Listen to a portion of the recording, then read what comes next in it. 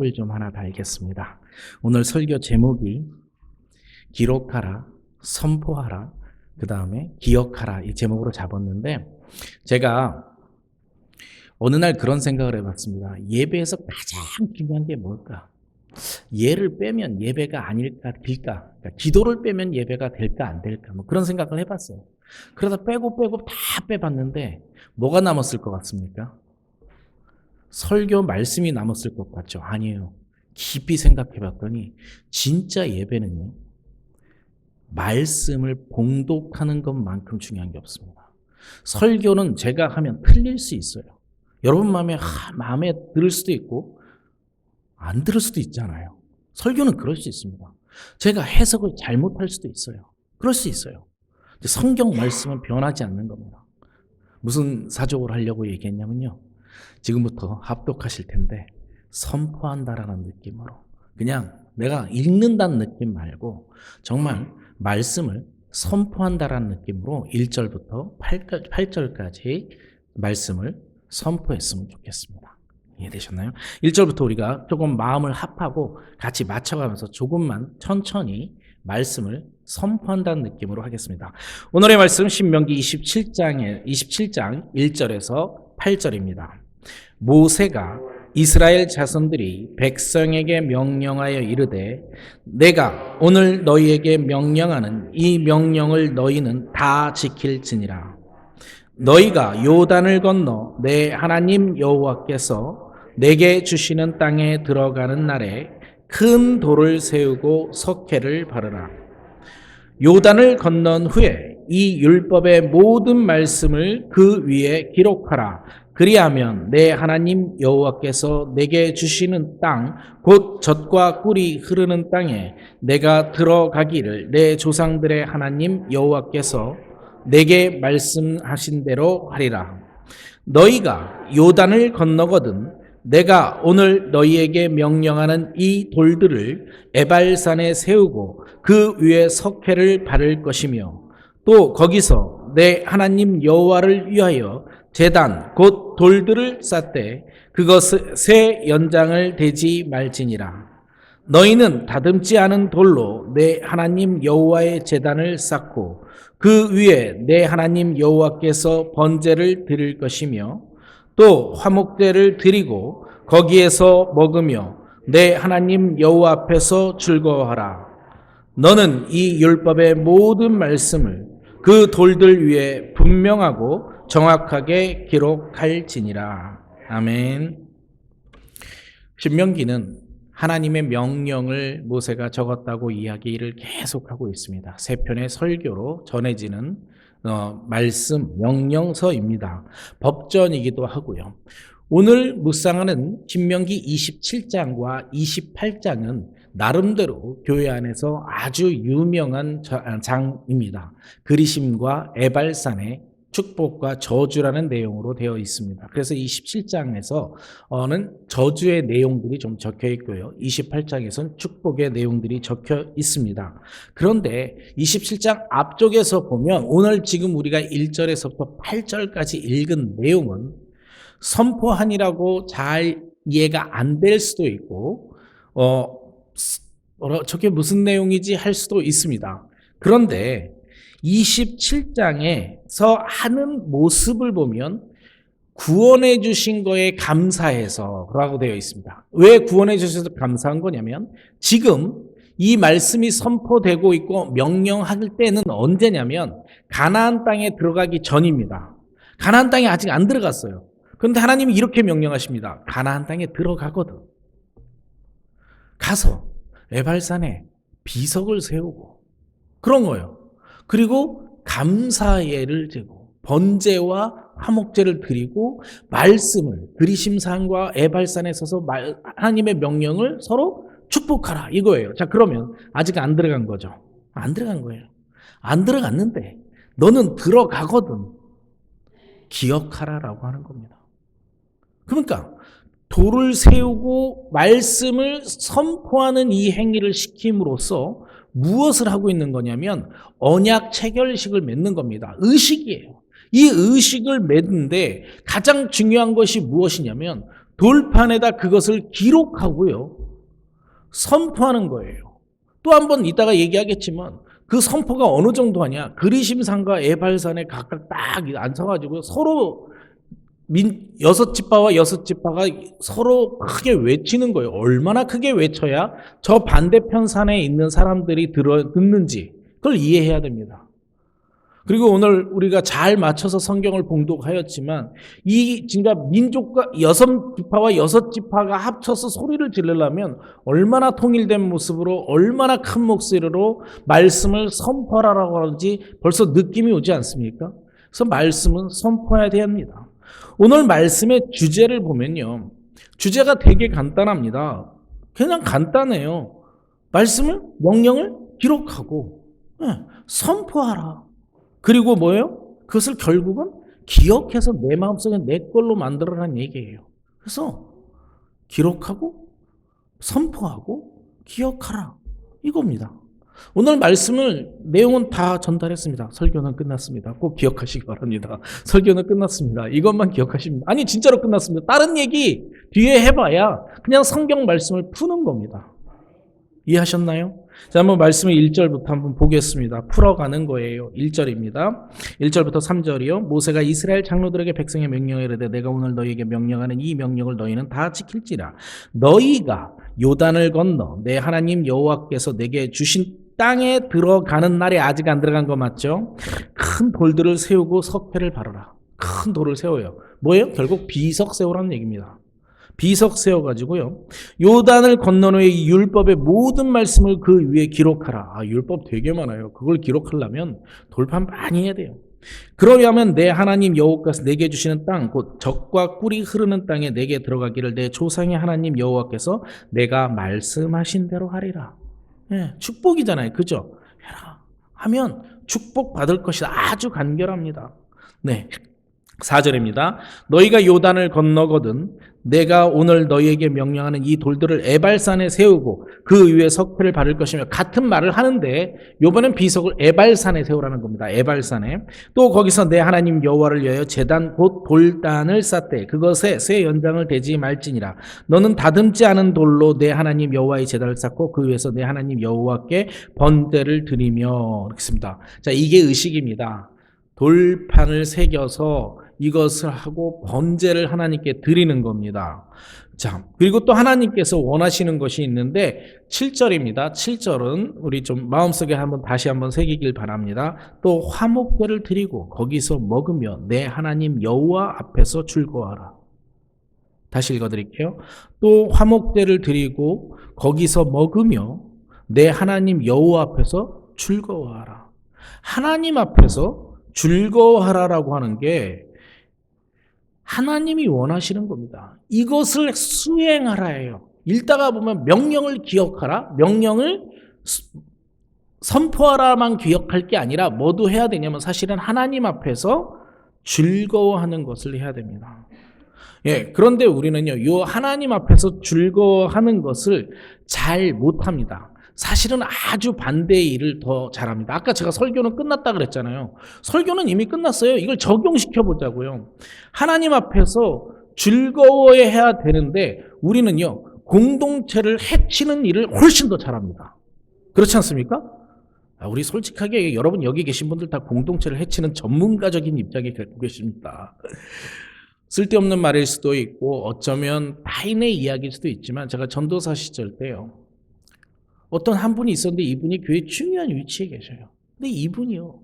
틈만 나면 사람 불러서 뒤에서 딴 얘기 하십니다. 근데 나중에 시간이 지나서 그분이 열심히 하기 때문에 잘할 수 할 건데 시간이 지나서 저분 때문에 교회가 망하겠구나 했는데 아니나 다를까 그분 때문에 교회를 나가는 분이 점점 계십니다. 나가는 건 둘째치고요. 계신 분들이 괴로워해요. 그분 때문에. 여러분 그런 분이 되시는 안 돼야 되지 않겠습니까? 그런데요. 진짜 하고 싶은 얘기는 이겁니다. 우리는요. 본성이 있어가지고요. 남이 무엇 하나 잘못하면 꼬들이 잡고 한마디 해줘야 직성이 풀립니다. 아닌가요? 여러분은 안 해보셨나요? 회개해야 되지만 저도 합니다. 이 공동체를 해친다라는 이 생각을 내가 갖고 살아야 됩니다. 하나님 앞에서 즐거워야 돼요. 하나님은요, 굳이 의식을 만들고 하나님 여호와 앞에서 즐거워하라고 이야기합니다. 그 이유가 뭐고요? 또 오늘 그리심산과 에발산 앞에서 축복과 저주를 선포하는 이유가 뭔지 아십니까? 여러분, 어떨 때 축복받고 어떨 때 저주를 받을 것 같아요? 하나님의 명령대로 살 때 축복을 받습니다. 그죠? 맞죠? 하나님의 말씀대로 안 살 때 뭐 하는 거예요? 저주를 받아요. 그런데 하나님의 뜻이 뭐예요? 하나님을 사랑하고 내 이웃을 사랑하라. 한마디로 줄여요? 여호와 앞에서 즐거이 이 땅에서 사는 거예요. 이분이 여호와 앞에서 즐거이 살아야 되는데 이분을 가서 파헤치면 나는 저주받는 거고요. 이분에게 나에게 함께 서로 사랑하자라고 이분을 돌보면 하나님께서 내게 축복 주시는 거예요. 되게 간단한 원리예요. 무지하게 간단해요. 내가 공동체를 아름답게 꾸며가면 축복입니다. 내가 공동체를 해치면 저주를 받는 거예요. 계속해서 얘기하는데 설교는 그게 단 겁니다. 네. 10절입니다. 그런즉 내 하나님 여호와의 말씀을 청종하여 내가 오늘 내게 명령하는 그 명령과 규례를 행할지라. 모세가 그날 백성에게 명령하게 이르되 모세가 요단강을 건넌 후 시므온 레위 지파 유다와 이사갈과 요셉과 베냐민은 백성을 축복하기에 그리심산에 서고 6지파가 그리심산에 서는 겁니다. 루벤과 갓과 아셀과 스불론과 단과 납달리는 저주하기를 위하여 에발산에 서고 레위 사람은 큰 소리로 이스라엘 모든 사람에게 말하여 이르기를 장색의 손으로 조각하였으나 부어 만든 우상은 여호와께 가증하니 그것을 만들어 은밀히 세우는 자는 저주를 받을 것이요 모든 백성은 응답할 말하되 아멘 할지니라 라고 시작하는 패턴이 26절까지 저주의 패턴이 계속됩니다. 그러니까 15절부터 우리요 다시 한번 뭐 큰 소리를 안 해도요 성경을 피셨으면 한번 어떤 내용이 저주를 받는지 한 절 한 절 이렇게 보겠습니다. 15절부터 다시 보면 어떤 내용이 저주를 받냐면요. 장색의 손으로 조각하였거나 부어 만든 우상은 여호와께 가증하니 그것을 만들어 은밀히 세운 자는 저주를 받을 것이니라. 그럼 모든 백성은 아멘하고 화답하는 겁니다. 16절이요. 그의 부모를 경홀히 여기는 자는 저주를 받을 것이라. 가정 부모를 경홀히 여기면요. 가정 공동체를 파괴하는 거 맞잖아요. 그죠? 맞잖아요. 그래서 저주받는 거예요. 이 공동체를 해하게 하는, 해치는 행위를 하면 저주를 받는 겁니다.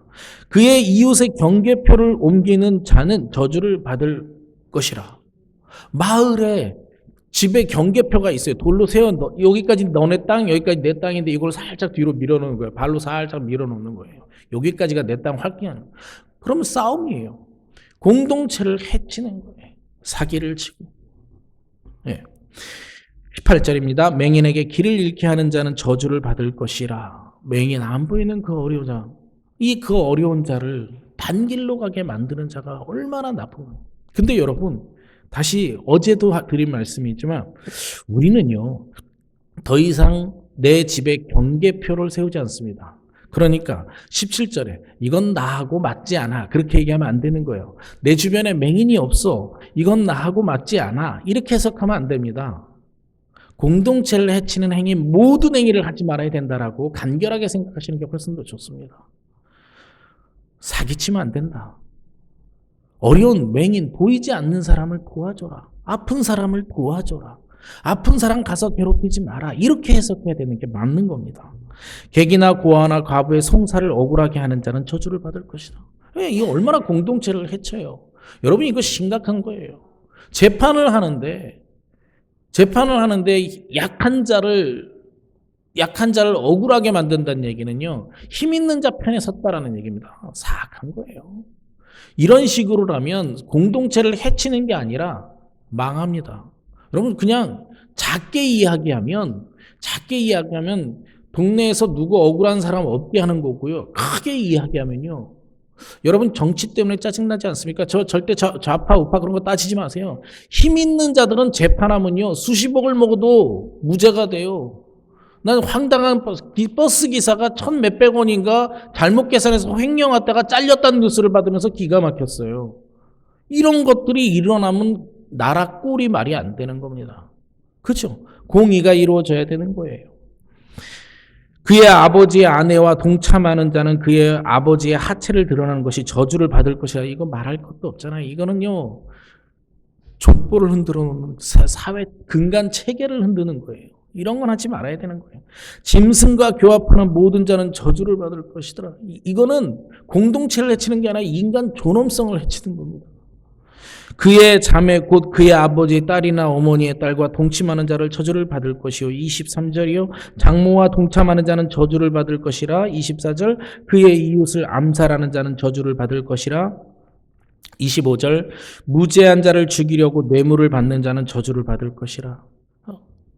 26절입니다. 이 율법의 말씀을 실행하지 아니하는 자는 저주를 받을 것이라. 26절 없어도 다 저주 받을 거예요. 그렇지 않나요? 여러분 이거 이해되시나요? 되게 간결합니다. 공동체를 해치면 저주 받은 거예요. 내가 가정을 해치는 행위를 하는 것도 저주를 받는 거고요. 내가 우리 동네를 해치는 것을 해도 저주를 받을 거예요. 내가 우리 교회를 해치는 일을 해도 저주를 받을 거예요. 내가 나라를 해치는 일을 해도 저주를 받을 거예요. 하나님이 싫어하십니다. 오늘은 에발산에서 있는 내용만 하고 27절이 끝납니다. 내일은 그리심산에서 그 유명한 너가 들어가도 복을 받고 나가도 복을 받고라고 하는 복들이 쫙 연결되어 있는 게 또 28장입니다. 아니요, 화요일 날 28장이에요. 여러분, 아까 제가 설교 되게 간단하게 끝났다 그랬습니다. 설교요, 머릿속에 한번 기억해 보십시오. 오늘의 메인 핵심은요, 공동체를 해치면 저주받을 것이고 하나님 앞에 화목한 모습으로 공동체를 아름답게 만드는 사람은 축복받을 것이다. 간결하죠. 그런데 왜 우리는 왜 사람들을 선하게 세우고 옆 사람을 행복하게 만드는 일보다 괴롭히는 일을 더 잘할까요? 사실은 말씀을 떠나서 그래요. 말씀 때문에 그래요. 그러니까 하나님이 이렇게 이야기하시는 거예요. 돌판에 새겨라. 기록하라. 여러분 말씀 기록하십니까? 아니요. 써서 기록하고 돌판에 기록하라는 게 아니라 어디다 기록해야 돼요? 마음에 기록하셔야 돼요. 마음에 기록하십니까? 우리가 제일 하는 게 뭘 안 하십니까? 말씀 선포는 안 해요. 이거 지금 제가 설교하는 것도 말씀의 선포겠지만 살아가는 동안 말씀을 선포할 일이 너무나 많습니다. 옆 사람에게, 아내에게, 남편에게, 자녀에게, 만나는 이웃에게 하나님의 명령이 이렇다. 우리 선하게 살자. 꼭 선포가 계속 신명기 들어오면서 이웃을 사랑하라는 말이 있으니까요. 어려운 이웃을 외면하지 않고 도와주는 거. 이게 말씀의 선포예요. 진짜 몸으로 하는 선포잖아요. 어떻게 해야 되냐고요? 이쪽 산에서 저쪽 산이 들릴 때까지 큰 소리로 해야 됩니다. 그죠? 말씀을 여러분 마음속에 기록하시길 바랍니다. 말씀을 선포하시길 바랍니다.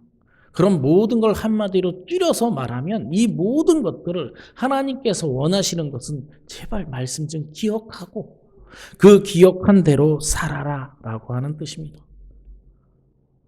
결국 앞에서 한 말 계속 반복하고 있잖아요. 아까 설교 끝난 거 맞아요. 맞지 않습니까? 예. 말씀을 마무리합니다. 하나님께서 지금 의식을 체결합니다.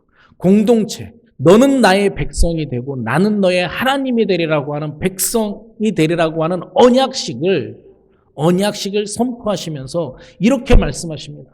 큰 소리로 말씀을 외쳐라. 너가 공동체를 해치면 저주받을 것이고 너가 공동체를 아름답게 만들면 축복받을 것이다. 마음속에 기억하는 하루 되셨으면 좋겠습니다. 말씀을 놓고 기도하시겠습니다. 하나님 아버지 감사드립니다.